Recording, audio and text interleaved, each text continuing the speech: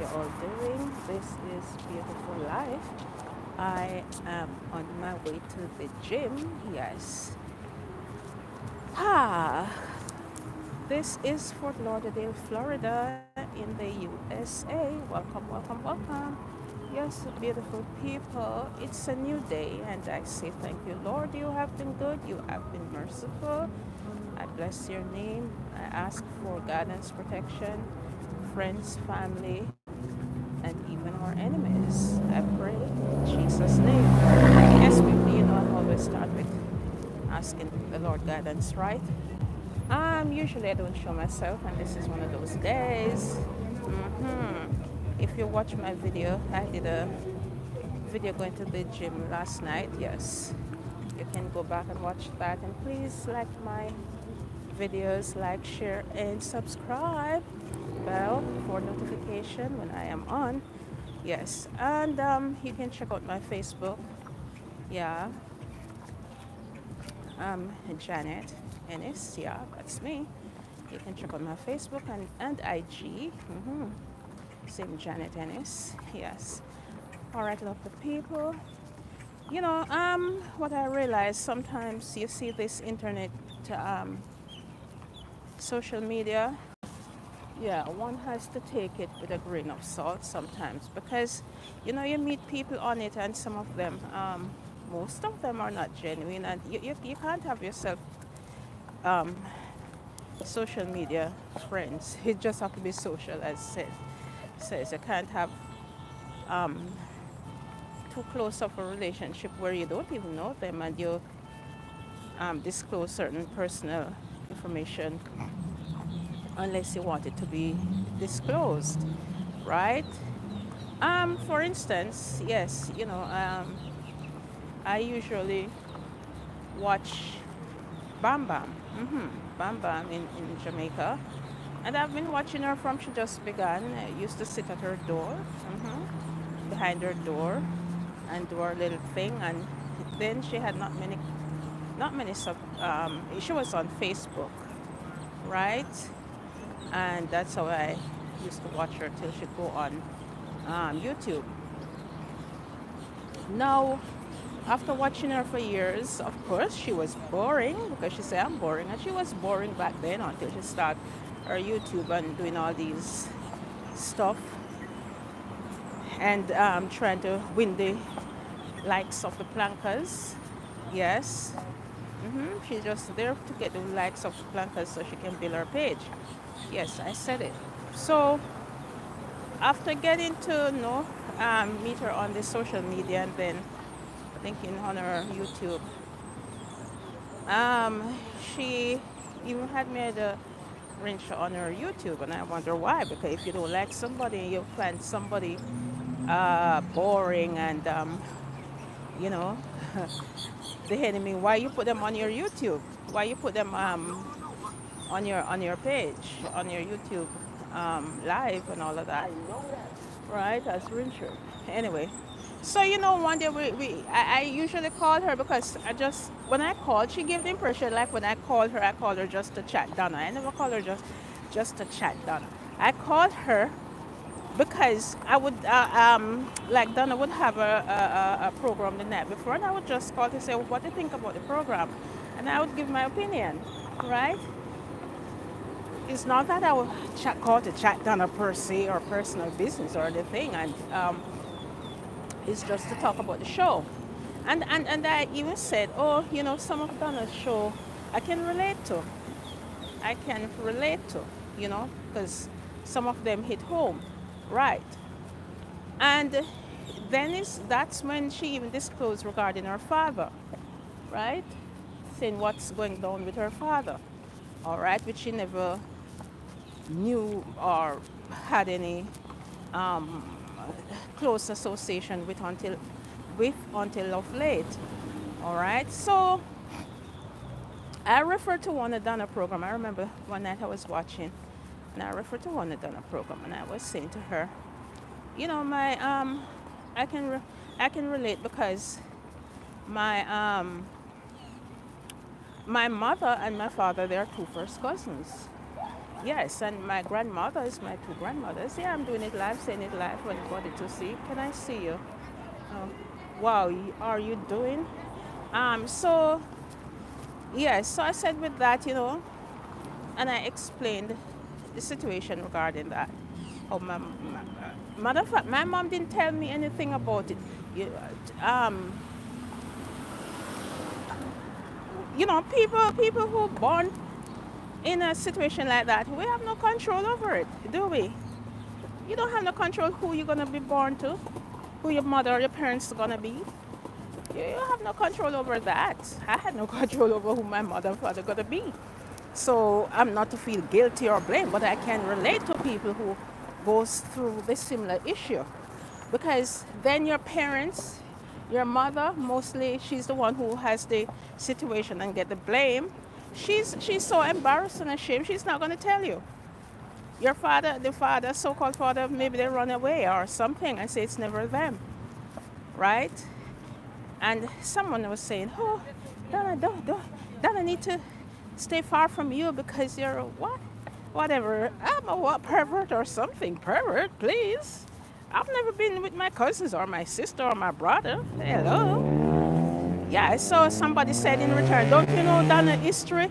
So if you go check Donna history, you know what Donna history is all about. And her son and all of that. And Donna didn't hide it. Donna didn't hide nothing. Donna knew that her mother was raped on the live. When she was talking to Lulu, and Lulu, she didn't realize she was on the live. Lulu didn't realize she was questioning her on the live. And Lulu said, oh, she was raped.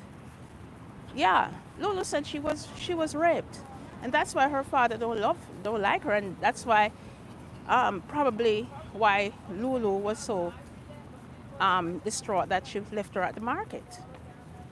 Right? It was no secret. So if you have been all plankers from way back then, you would have known. So when I said I could relate to Donna, it's nothing. Ah, a lot of Jamaicans who born in the 60s and 70s, their parents, some of them are family related, as we would say, cousin and cousin boil good soup.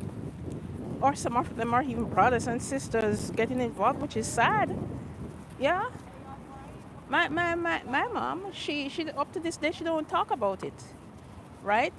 And my mom said when she got pregnant and she had to leave and nobody believed her and she left and she went to Kingston up on the street, walking on the street. And it's when she needed to have the baby, have me, she came back to St. Catherine, and as she came back, she had the baby. And when my mother had me, she left me. She left me with my grandfather, the person who grew her, and grandmother, and my grandmother died shortly after. And yeah, so she left me and I was there with my grandfather until I was 7 years old because most time when people get involved, young people get involved in that situation, they're traumatized and they don't want to see the baby. Yeah. So when I knew about this, I remember I went to Kingston because my mother gave me away. My mother didn't have me until I was about 14. Yeah. And yeah, I'm telling the story now. So when I was 14, because my mother picked me up from my grandfather when I was 7, and then yeah, it's a true story. She picked me up from my grandfather, said she's gonna have me now take me to a Rockabessa St. Mary. And my mother only kept me for like a couple of days. She used to send me to my grandaunt in Port Maria for the couple of days she had me. And then as she picked me up, she sent me to Preston, Bonnygate, put me on this truck, market truck, and sent me with this lady. And I went living with this lady. She don't even know the lady. It was her it was her adopted father's sister, but she didn't know anything much about her. And she took me there. She took me to her and put me on the truck. I can remember going on the truck. And from that day, I didn't see my mother for the next 3 years. For the next 3 years, yeah. And she came for a couple of minutes up Preston to look for me. Don't forget she bring one little pack of biscuit. And that was it. And I didn't see her again until another 2 years. And during all those years were sufferation and beating and ill treatment and all of that. That's what I grew up in. And the thing is, I'm the only child for my mother, the only child. So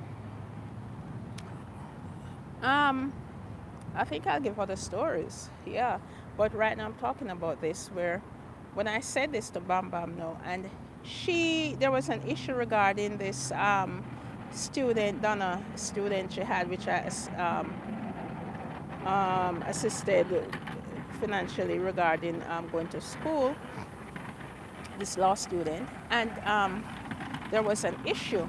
And I said to her, to Bam Bam, why didn't you let me know? Because it was all over the media and I had no idea what was going on. And she took it personal, and then she replied back live that, oh, or on a video that, oh, start telling me about my relationship with my husband, which has nothing to do with this bitch, yeah. And she telling me, oh, oh, you this, or you're she telling them the story that I told her about my birth. And oh, and then she said, oh, if no, she didn't say anything about my birth at the time. She was talking about marriage and whatever. And then she said if I continue whatever, she's gonna, like she said, oh, she's gonna let out the secret regarding my personal life, regarding my birth. And I said, okay, I don't need to wait on you to disclose that. I'm gonna do it myself. So I went online and I sent her a message, and I told that bitch that yes, I am gonna tell the world about my birth, because nobody have no control over their birth, how they were born, who you born to, who your parents gonna be. So I'm not gonna be ashamed and hold on my head and pretend at 60, I'm 60 years old, I'm going down the drain now. And of course I told my husband about it, I told my children, so it's no secret about my mother and my father, who they are, and my grandparents, right? It's no secret. So now when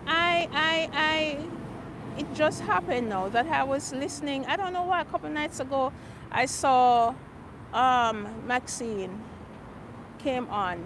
Maxine, I don't remember the other name what they call her, because I don't really watch her. I don't really watch most of these people.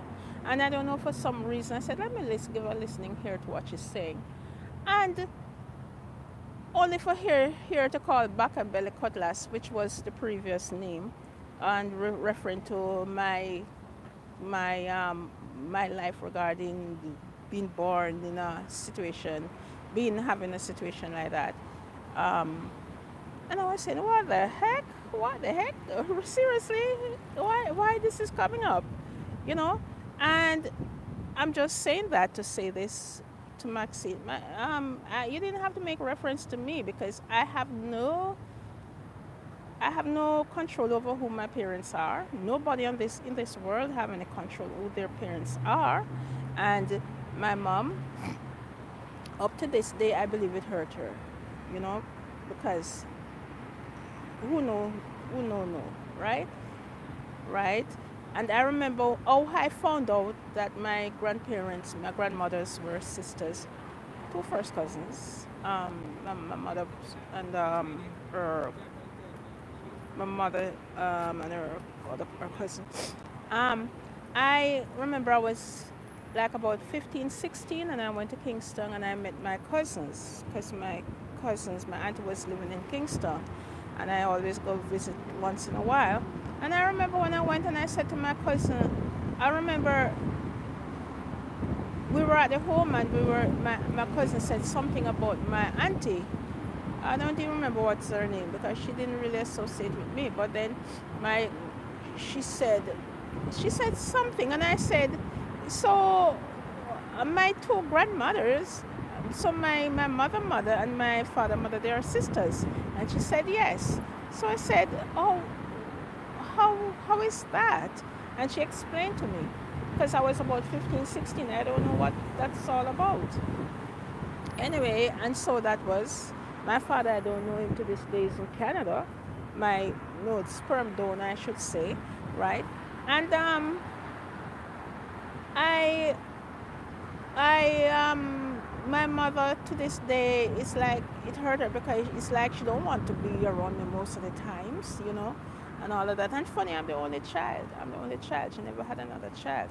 But when I lived with her after about 14 years old, the lady she left me to, sent me to, she ran me and said, "Go find your mother," and that's how I ended up finding.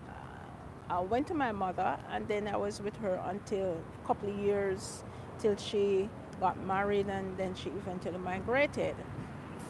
hmm And I can't see my mother even telling me I love you. I don't remember. My mom, that's a word she don't even use because she don't know. She don't really probably love me, to the circumstance. Yeah, and that's the truth. That's the truth. Yes. Thanks for the thumbs up, people. Yes. So when I with the situation, um, you know, a lot of people in Jamaica go through that. A lot of people were born in that situation back then, and a lot of people don't talk about it. And this is when, like the case with the Taylor family, which is another story. I have a part of that to talk about too. The Taylor family, a lot of Jamaicans go through that. Children being molested by their family, and back in the days, they would push it under the carpet and don't want to talk about it because it was really embarrassing, But back in the days, you can't wrong when the children get involved with each other because parents used to tell the children, "Oh, you come from the moon, you come from the this, you drop out of the air." They don't explain to you how you were born, how you came about, you know.